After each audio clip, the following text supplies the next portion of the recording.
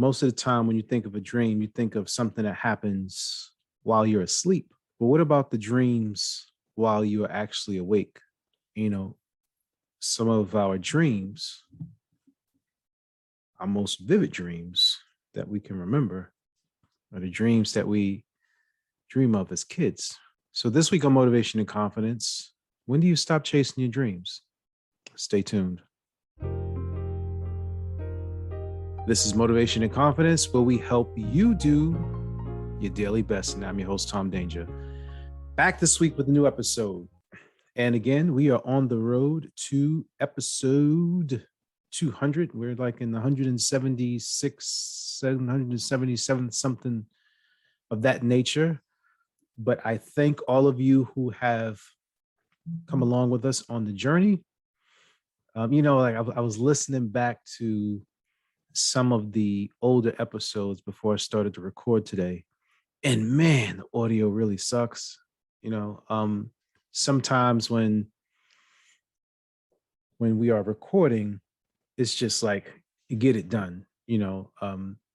Someone may ask me a question, or there may be things that come up in conversation throughout the week, and I wait to talk about it on the podcast. And whatever device I can get my hands on, whether it be a cell phone, sometimes it's a laptop, sometime I would use the Tascam recorder. Sometime like today, I'm using the Yeti microphone. Sometimes I'll use a lavalier microphone.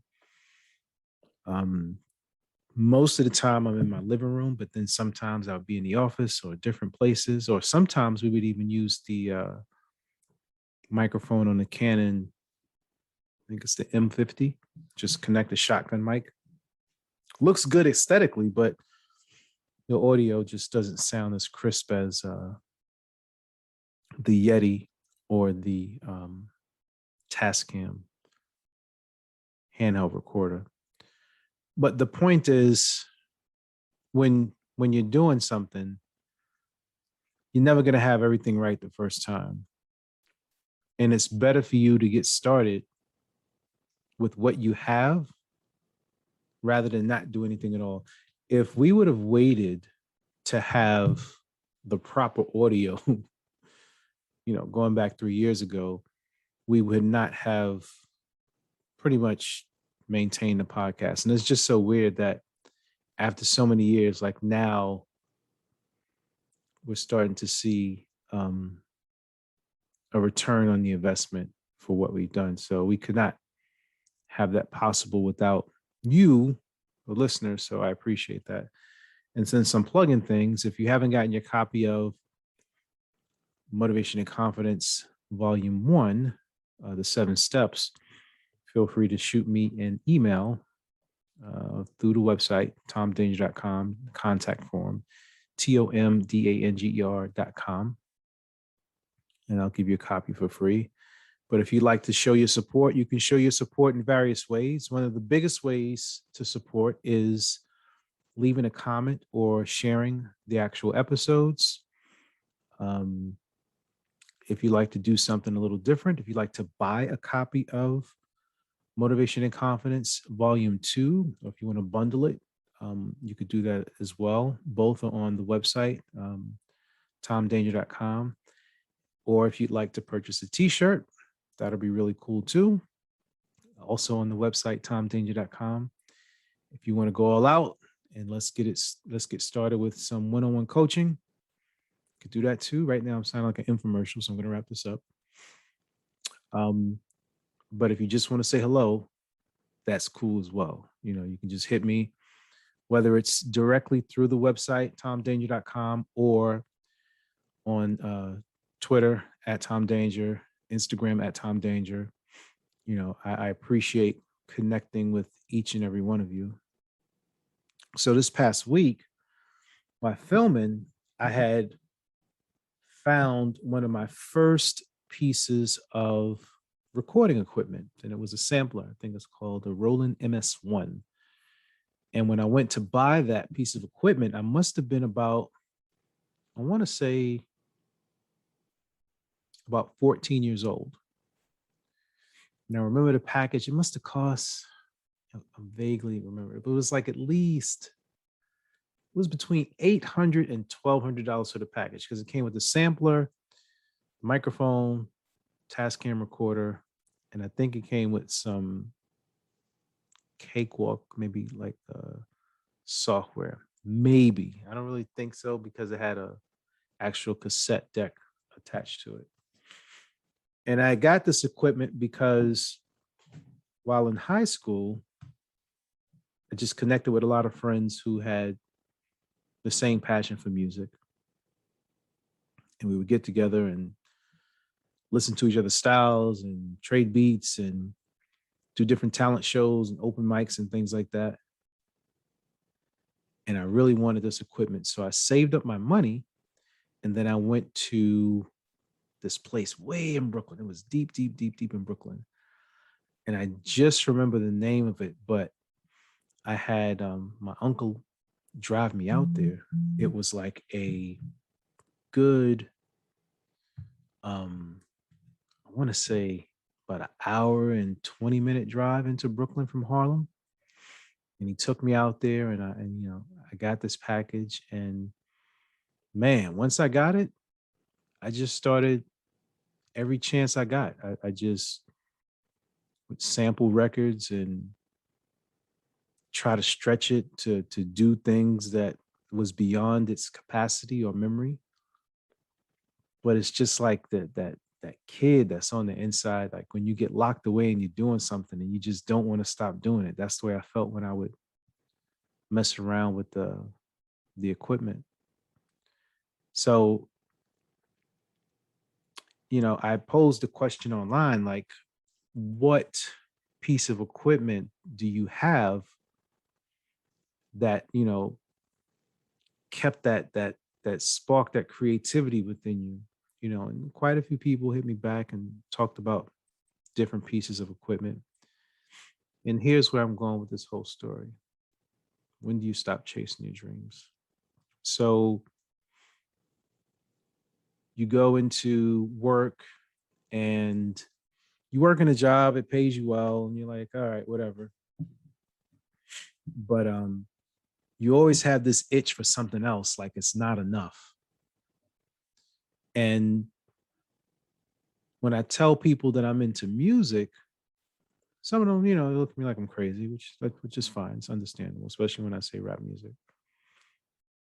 But then there are a very, very small few that goes, oh yeah, I used to be into music too.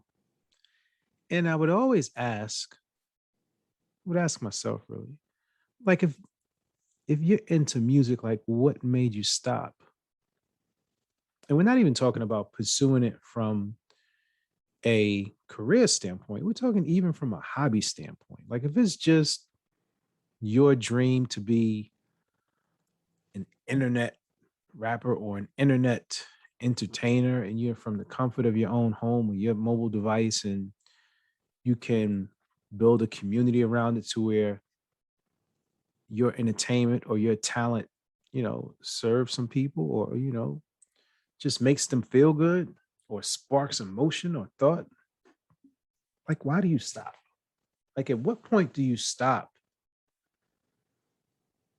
chasing your dreams? Because you know how much you love music. And then deep down inside, when you see like other people doing things, then you have this sense of resentment. Like you're like, oh man, like that's trash, or I could do better. And if you could do better, just do it. I think most of the time what happens to you is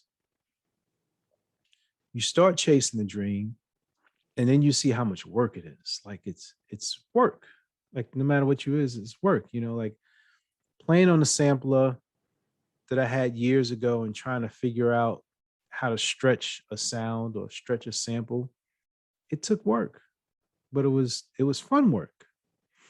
And with anything that you do, there's going to be a certain level of work that you have to do.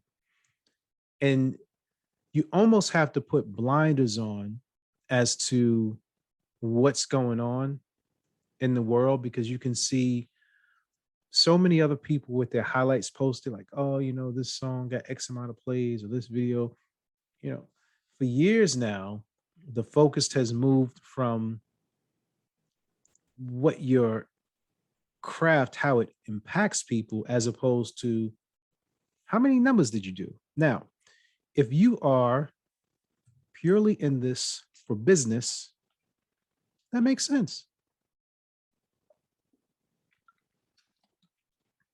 You have to look at the numbers because the numbers represent some sort of revenue to be generated. So you need to look at those numbers. But if it is just purely from a sense of fulfillment,